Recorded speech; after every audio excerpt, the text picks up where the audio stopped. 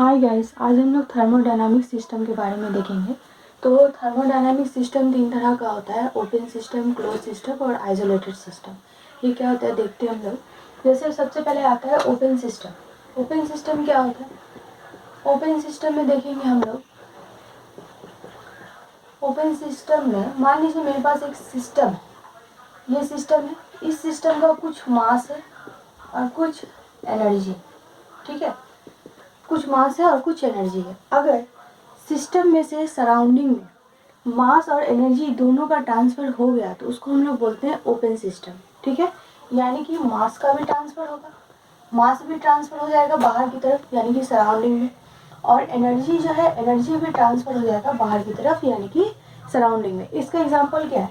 मानिए मैं एक कप लिए, कप में क्या किए, कुछ गर्म पानी रखे इसमें, ठीक है, इसमें पानी रखे, गर्म पानी रखे, तो होगा क्या, गर्म पानी का जो स्टीम है वो बाहर की तरफ आएगा, बाहर की तरफ आएगा। तो ये देखिए मास है, क्या है, मास है। ये जो है मास जो है बाहर की तरफ आ गया, मतलब हमारे सिस्टम से सराउंडिंग में मास का ट्रांसफर हो गया। अब वो स्टीम है, पानी का स्टीम है, तो वो भी तो कंडेंस्ड होकर पानी बन जाएगा। तो इसका मतलब क्या है कि हमारा पानी बाहर आ रहा है, वो भले दूसरे फॉर्म में बाहर आए मगर वो मास को कम कर रहा है, ठीक है। तो यहाँ पे आपका मास का ट्रांसफर हो गया। उसके बाद क्या होता है कि यहाँ हीट का भी ट्रांसफर हो जाता है बाहर की तरफ। जो हमारा पानी जो गर्म है, हीट का भी ट्रांसफर क्या होता है, बाहर की तरफ हो जाता है।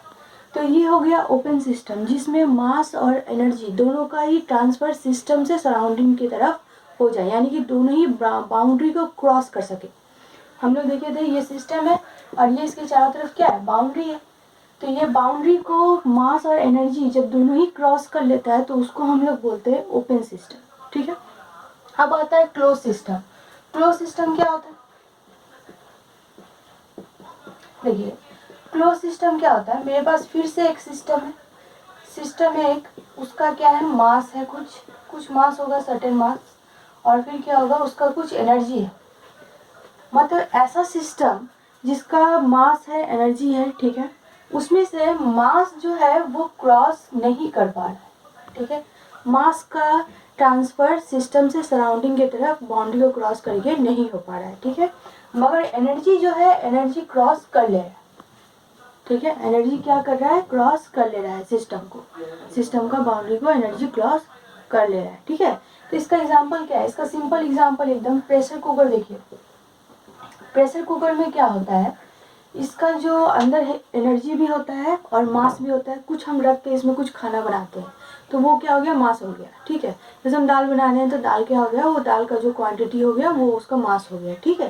तो इसके अंदर क्या है, मास है और क्या है, एनर्जी, दोनों ही है, दोनों प्रेजेंट है।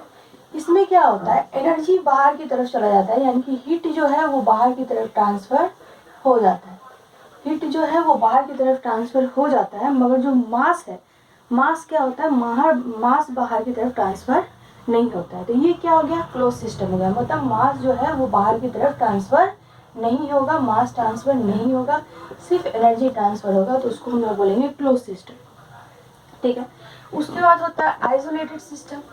आइसोलेटेड सिस्टम क्या होता है,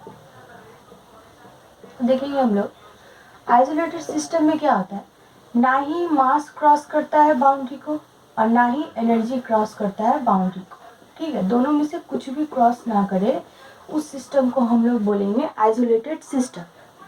इसका एग्जांपल क्या है, थर्मोप्लग्स इसका एग्जांपल है, ठीक है, जो हम लोग रेगुलर यूज़ करते हैं, मगर वो भी एकदम एग्जैक्ट नहीं, ठीक है।